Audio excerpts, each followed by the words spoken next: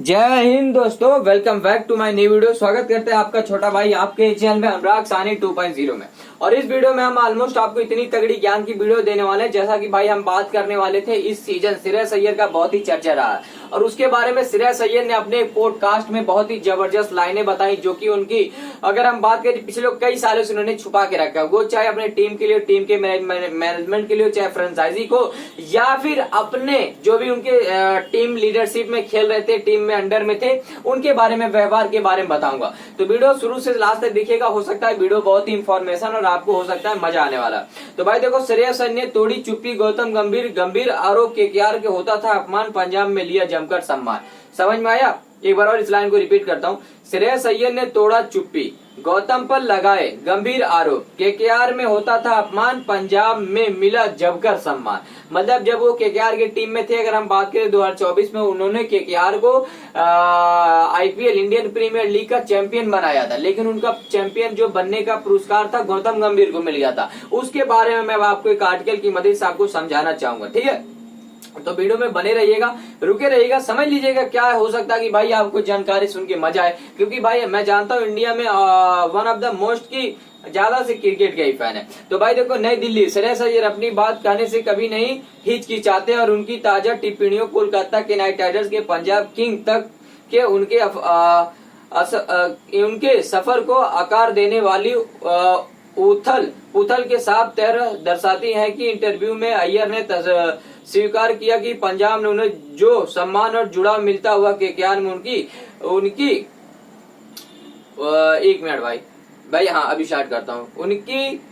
उनको जो सम्मान और जुड़ाव मिलता केकेआर में उनके कार्यकाल के दौरान नहीं। इंडियन प्रीमियर लीग 2025 जीतने के बावजूद ऐसी खबरें थी, मैं गौतम गंभीर अय्यर के साथ सहमत नहीं थे। मतलब यहाँ वो केकेआर जो है, केकेआर के कैप्टन श्रेयस अय्यर जो गौतम गंभीर के वो टीम को लीड कर रहे थे, वो टीम को वहां पे लीड कर रहे थे फील्ड में। तो वो लोग हाथापाई मातापाई जो भी हुआ है बताता हूँ पूरी आर्टिकल की मदद से।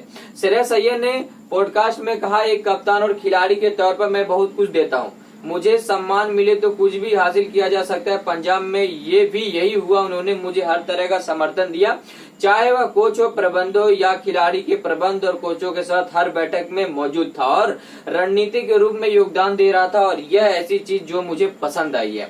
मतलब कि भाई पंजाब में किसी का ऐसा मीटिंग नहीं हुआ कि भाई हमें प्लेयर्स के साथ ऐसा रखना है, इस प्लेयर्स को इस पिच पर हमें ऐसे, जो भी मीटिंग होती थी तो क्या होता, श्रेयस अय्यर को टीम में बुलाया जाता और टीम में उनको शामिल भी किया जाता था, ठीक है? और गौतम गंभीर से विवाद कैसे हुआ? मतलब भाई उनका अगर जो देखो, गौतम गंभीर श्रेयस अय्यर में थोड़ा सा विवाद हो गया। कोलकाता के श्रेयस अय्यर का जाना चौंकाने वाला था। खबर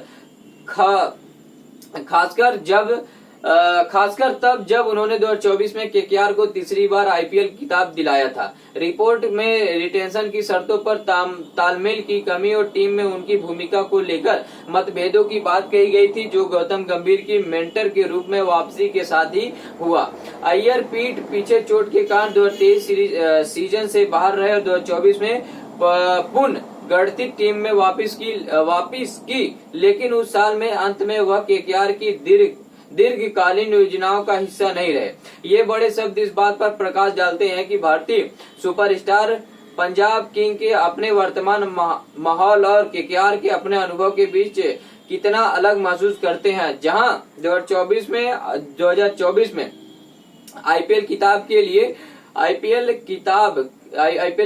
के लिए अनुभव के बीच में अलग महसूस करते, जो आईपीएल की किताब के लिए कप्तानी करने के बाद बावजूद उन्होंने कभी भी आंतरिक सर्कल का पूरी तरह से हिस्सा महसूस नहीं किए। अय्यर ने केकेआर की मेगा नीलामी की योजना के बारे में बात करते हुए खुलासा किया, मैं इस बातचीत का हिस्सा तो था, लेकिन पूरी तरह से इसमें शामिल नहीं था। मैं जिस मुकाम पर हूँ वहां मुझे पहुंचने में मुझे कड़ी मेहनत करनी पड़ी, ठीक है? श्रेयस अय्यर अपना बयान देते हैं अपने एक पॉडकास्ट में, और उन्होंने अपनी दिल की बात जो भी आपके सामने शेयर करते हैं। और भाई यहाँ पे देखो उनका जबरदस्त रिकॉर्ड कैसा रहा। श्रेयस अय्यर के लिए, पंजाब के लिए अपनापन। पंजाब किंग ने 2025 की नीलामी के अय्यर को 26 करोड़ 75, देखो भाई ध्यान सुनना, 26 करोड़ 75 लाख रुपए में खरीदा, भारी मुनाफा कमाया और यही निवेश लगभग तुरंत ही रंग लाया। इनमें इन्होंने ऋषभ पंत 27 करोड़ के बाद आईपीएल इतिहास का दूसरा सबसे महंगा खिलाड़ी बना दिया गया। अय्यर ने शानदार प्रदर्शन करते हुए 50 की इकोनॉमी की रेस से 175 की स्ट्राइक रन रेट 604 रन बनाए थे और पंजाब को एक शतक के पहली बार आईपीएल फाइनल तक पहुंचाया। उनका नेतृत्व सक्रिय था, उनकी बल्लेबाजी प्रभावी थी और कोच रिकी पॉन्टिंग के साथ उनका जुड़ाव में दिल्ली कैपिटल डीसी के उनके करियर की शुरुआत दिनों में दिखाई गई उनकी प्रभुत्ता को फिर से जगाया गया। ठीक है, आगे बढ़ाता हूँ, वीडियो जरा ध्यान सुनेगा, ये लाइन आपको बहुत काम करेगी और हमने आपको जो ही बता रहा हूँ सारी आर्टिकल के मदद से बताना चाह रहा हूँ।